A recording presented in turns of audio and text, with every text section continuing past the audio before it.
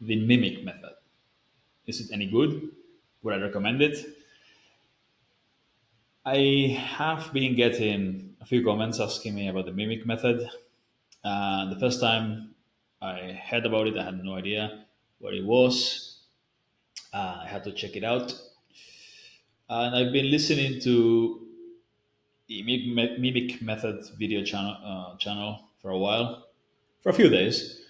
And I think I got a general idea of how it works, although I haven't gone through the courses or anything, so I can't give you a definitive answer.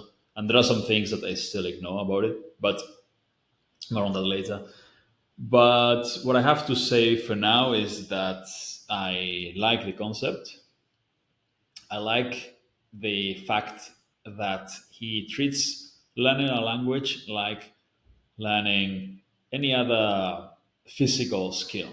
He compares it a lot to martial arts, so jiu-jitsu, which made me like the guy more. I'm not gonna lie about that, because I like martial arts as well. But I like the comparison. Not even a comparison; it's a truth. A language is a skill, and your body is involved in that skill, and it's a performance that you have to, yeah, you have to perform when speaking a foreign language. When speaking your own language, you have to perform, right? There are people who are great at speaking, and there are people who are terrible at speaking. You look at, somehow though, he became the richest man in the world, but Elon Musk his speaking is horrible. Is English even even if it's not, his English is, his speaking is terrible in general. Although he must be a genius at something else.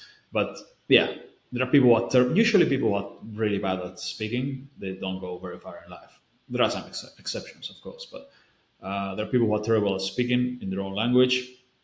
There are people who are great at speaking, usually after lots of training. You can see that with a lot of these days there are a lot of them. Like if you look at Kamala Harris, her speaking, yeah. But you look at Obama, it was great, yeah.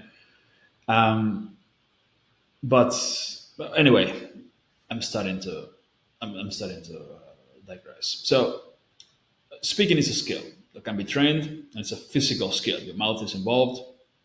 You have to perform. Yeah, it's a performance. It's like sports. It's like dancing. It's like any other activity, any kind of playing the guitar, anything like that. You need to. It's physical and it requires practice.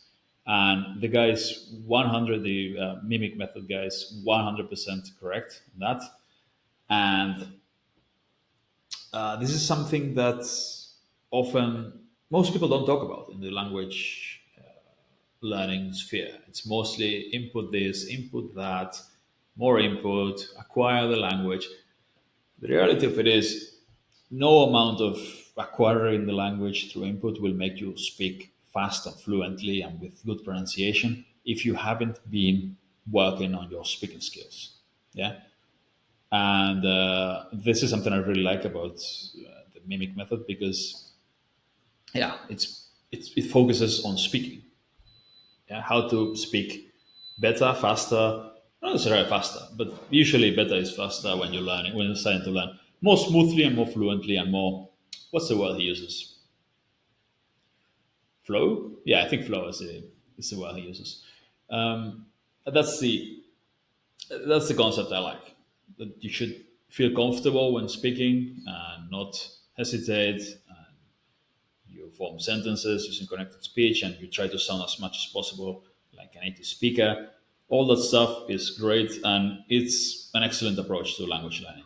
One thing I don't know is, maybe I haven't done enough research, but one thing I don't know is how they learn vocab over there, because vocab is really, really important if you want to understand and speak the language.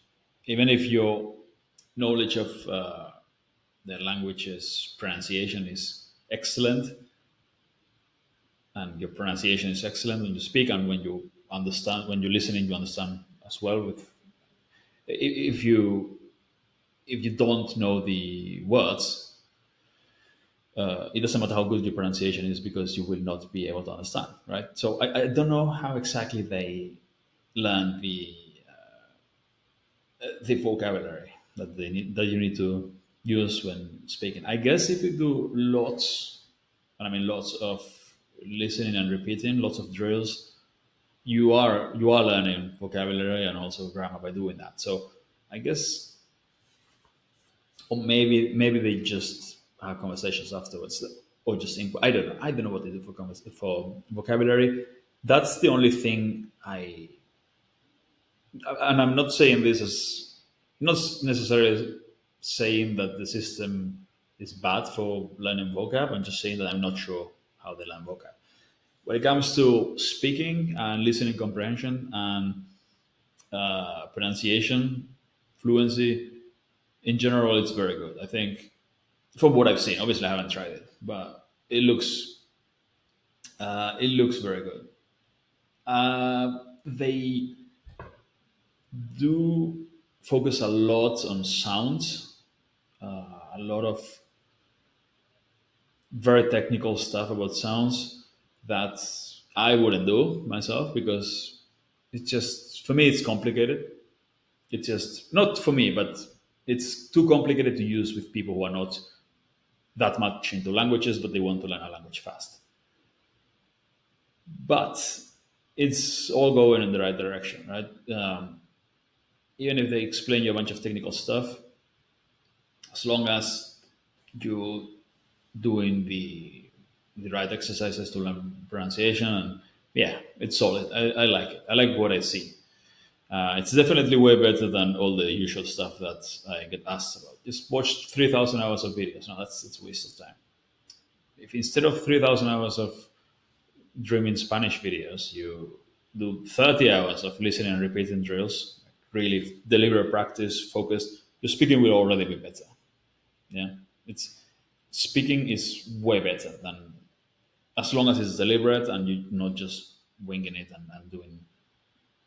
Yeah, as long as it's planned and deliberate and structured, speaking practice output is way better. If your goal is to speak it fluently than just getting loads and loads of random inputs, right?